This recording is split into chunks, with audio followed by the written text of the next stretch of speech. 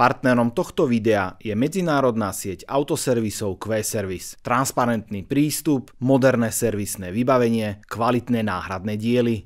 Na Volant TV vám prinášam rôzne autá, rôznych značiek, rôznych cenových relácií, ale jedno majú všetky spoločné. Sú to niečím zaujímavé kúsky, ktoré robia svojim majiteľom radosť.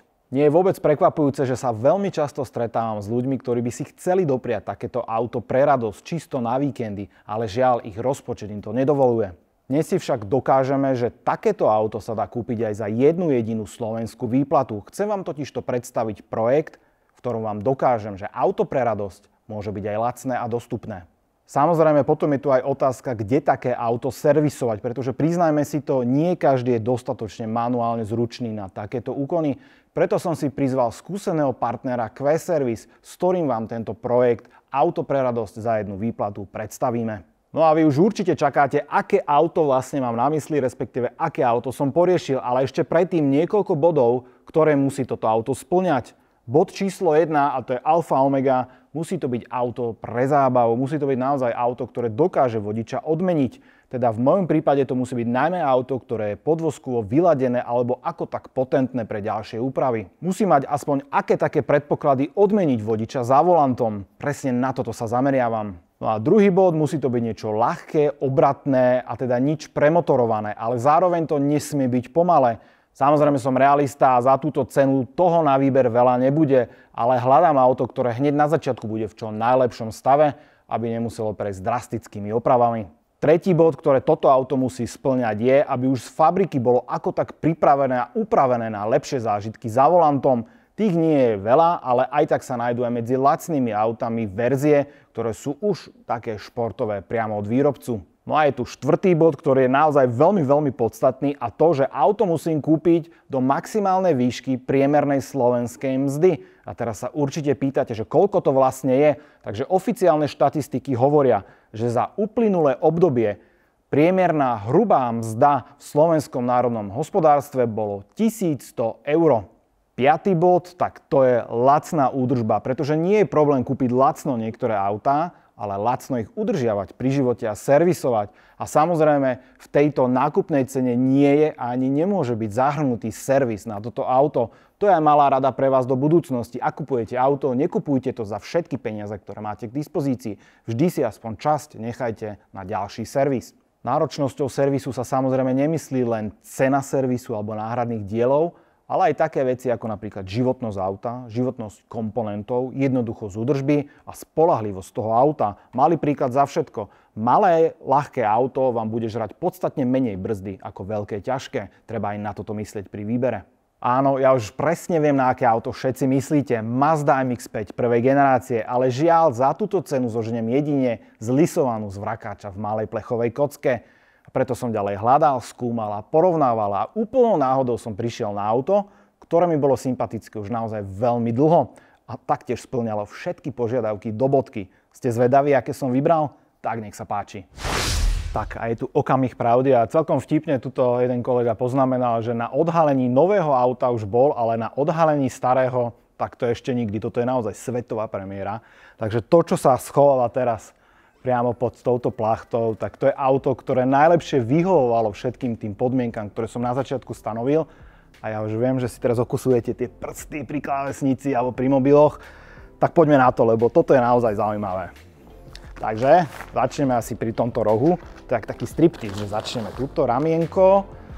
Teraz kapotička.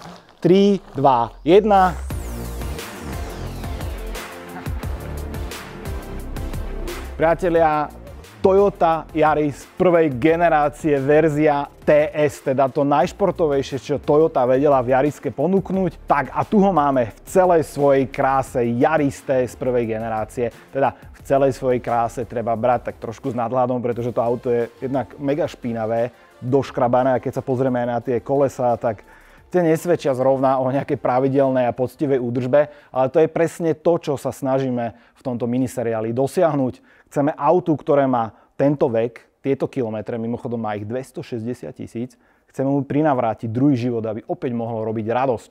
No a už keď sa bavíme o radosti, tak treba povedať, že pod prednou kapotou je motor o objeme 1,5 litra štvorválec s výkonom 105 koní a 150 Nm. A teraz sa možno škrabete na hlave a hovoríte, že to zrovna nie je nejaká úžasná hodnota pre auto, ktoré má robiť radosť. Ale ešte som vám nepovedal ten najdôležitejší údaj zo všetkého, a to je pohotovostná hmotnosť. Tá je totižto v tomto prípade len 950 kg. Tak môžete si byť istí, že v zákrutách tento malý Jarisko to nám dá aj ďaleko silnejším a väčším autám. Keď som vyberal toto TS-ko, tak som hľadal hlavne kusy, ktoré neboli nejako zhumplované alebo ktoré neboli zničené. Toto auto podľa predného nárazníka asi už má niečo za sebou, ale ako celok to nie je vôbec zlé. Keď sa do ňoho pustia profesionáli z Q-servisu, tak naozaj ten stav bude opäť veľmi dobrý. Čo vás možno bude zaujímať je, že Toyota robila ešte silnejšiu verziu malej jedovatej Yarisky, bola to Yaris TS Turbo. Tá má už výkon 150 konských síl, ale takéto auto momentálne nie je žiadne na predaj v celej Európe a už vôbec nie za túto cenu. Takže ostal som pri tom najlepšom, čo dokážem za tieto peniaze kúpiť a pevne verím, že tento projekt sa nám podarí priviesť až do zdárneho konca, keď si opäť sadnem do tohto auta a prejdem s ním zo pár kopcov, alebo chcem ho zobrať samozrejme aj na okruh. Uvidíme, ako si bude počínať. A teraz trošku zaujímavý pohľad do histórie. Toyota Yaris TS totižto síce bola prvá na počiatku, ale Toyota pokračovala v každej generácii Yarisu s takou ostrejšou verziou. A tu sa naplno prejavila taká schizofrénia Toyoty, keďže stále ju volala nejako inak, ale stále to bol Yaris. Druhá generácia sa ešte volala ako TS, tam už bol ale 1.8 atmosférický motor, teda pôvodom ináč z Priusa. Tam už ten výkon vyskočil podstatne vyššie. Potom prišla tretia generácia, ktorá už dostala k tomuto motoru aj kompresor, takže to už naozaj chodilo. No a potom súčasná štvrtá generácia už je štvorkolka, a pod prednou kapotou má 1.6 dopovanú turbom, ale už len trojválec. A podľa prvých recenzií sa zdá, že je to naozaj skvelé auto a Toyota trafila klinec po hlavičke. A keď všetko sa udeje tak, ako má, a keď šťastená sa na nás usmeje, tak vedzte, že toto auto postavím proti každej ďalšej generácii. Ale na to musí klapnúť veľmi veľa vecí, ale snáď sa to podarí, pretože toto auto si to zaslúži. Tí z vás, ktorí sledujete aj kanál Boostmania.sk, tak viete, že tam sme sa pustili do obdobného projektu. Totižto zobrali sme si pod skalpel sesterský model Toyota Corolla TS, ale toto nech vás nemýli, pretože to je úplne iné auto s úplne iným cieľom úprav. Tu sa budem snažiť zachovať čo najpôvodnejší stav a len s minimum funkčných vylepšení, aby toto auto jazdilo ešte lepšie. Celá séria tohto projektu bude mať niekoľko častí, počas ktorých sa budeme snažiť dostať toto auto do ďalšej životnej etapy, teda etapa, v ktorej bude rozdávať najmä radosť za volantom. Kompletný proces prestavby a oživenia Yarisky TS bude prebiehať v servisnej sieti nášho partnera Q-Service. V každom jednom dieli sa ho ujme iný špecialista, ktorý sa povenuje jednej časti tohto auta. Yaris dostane samozrejme kompletný veľký servis motora, servis podvozku, brzd. Pozrieme sa aj na tieto hnusné disky. Oni samozrejme nie sú zlé, ale takto ako sú zožraté, tak nie sú moc atraktívne.